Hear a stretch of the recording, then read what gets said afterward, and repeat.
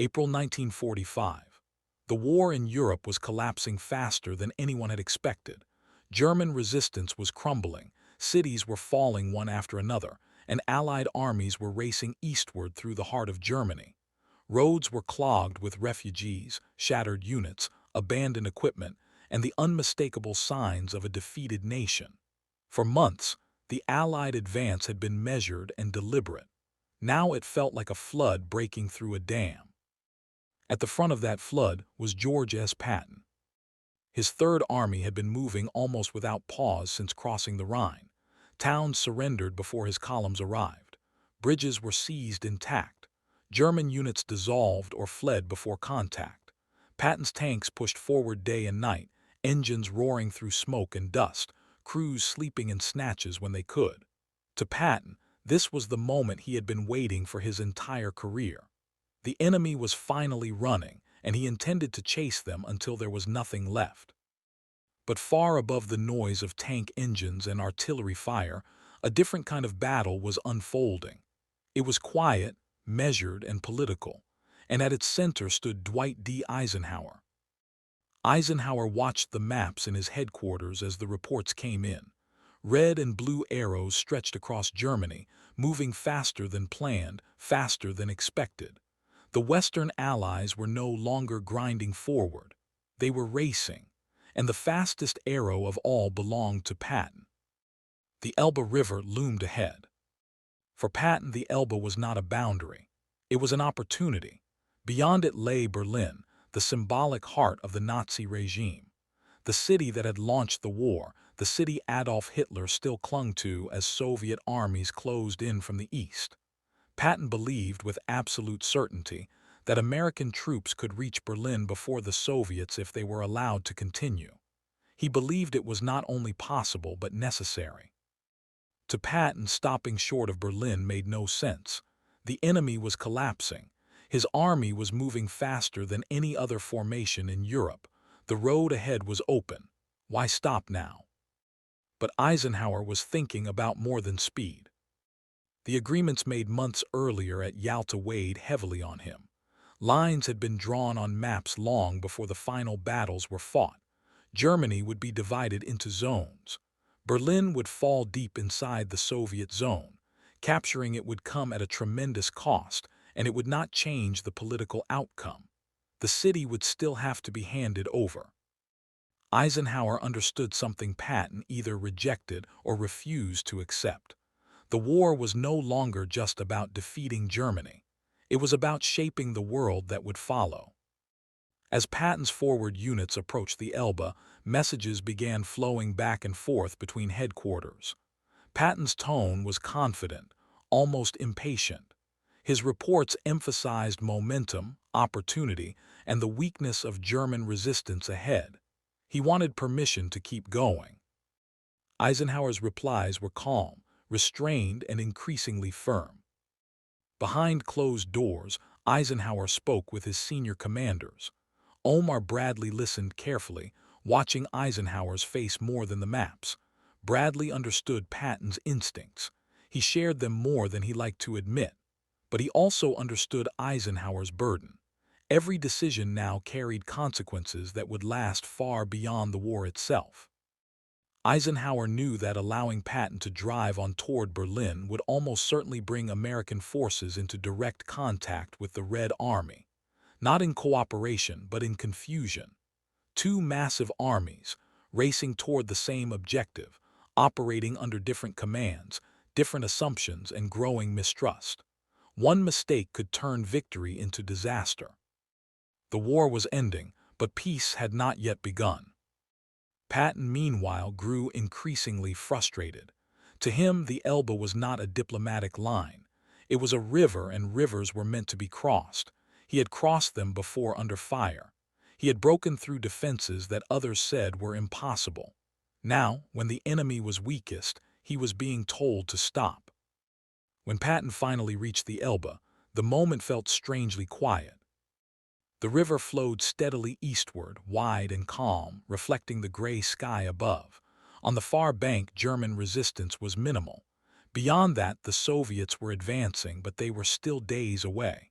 Patton's lead elements could see the way forward. The road to Berlin was no longer theoretical. It was real.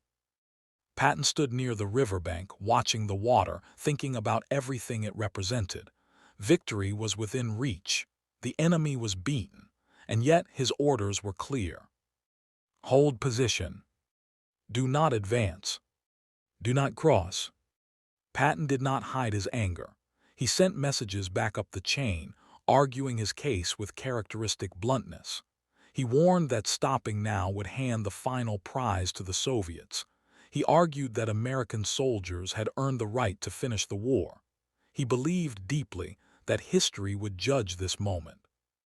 Eisenhower read Patton's messages carefully. He did not dismiss them. He did not underestimate Patton's military logic, but he saw the larger picture with painful clarity. Eisenhower knew that the cost of taking Berlin would be enormous. Urban combat on that scale would mean tens of thousands of American casualties. And for what? A city that agreements already placed in another zone. A symbolic victory that could ignite political conflict with an ally that was already becoming a rival. In private conversations, Eisenhower expressed his respect for Patton's achievements. He acknowledged that Patton had driven faster and farther than anyone had thought possible. He recognized that Patton's instincts had been right again and again. But leadership, Eisenhower believed, meant knowing when not to fight. Eisenhower's decision was final. Patton would stop at the Elbe. When the order reached Patton, it landed like a blow. This was not a tactical pause. This was the end of his war. His army, poised to strike the final blow, was being told to stand down. Patton obeyed the order. He always did, but obedience did not mean agreement. To those around him, Patton's frustration was unmistakable. He paced. He argued. He spoke openly about missed opportunities and future dangers. He believed the Soviets would become the next enemy, and he believed stopping short of Berlin was a mistake that would echo for generations. Eisenhower, back at his headquarters, listened to similar warnings from others. But his mind was made up.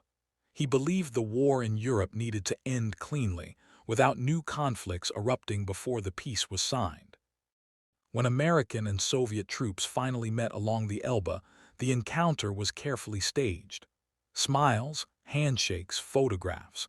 The image of unity was broadcast to the world.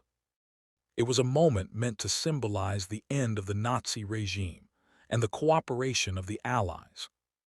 Patton watched it with skepticism. To him, the smiles felt forced. The celebration felt premature. He saw beyond the photographs to the realities beneath. Two armies with fundamentally different visions of the future now stood face to face.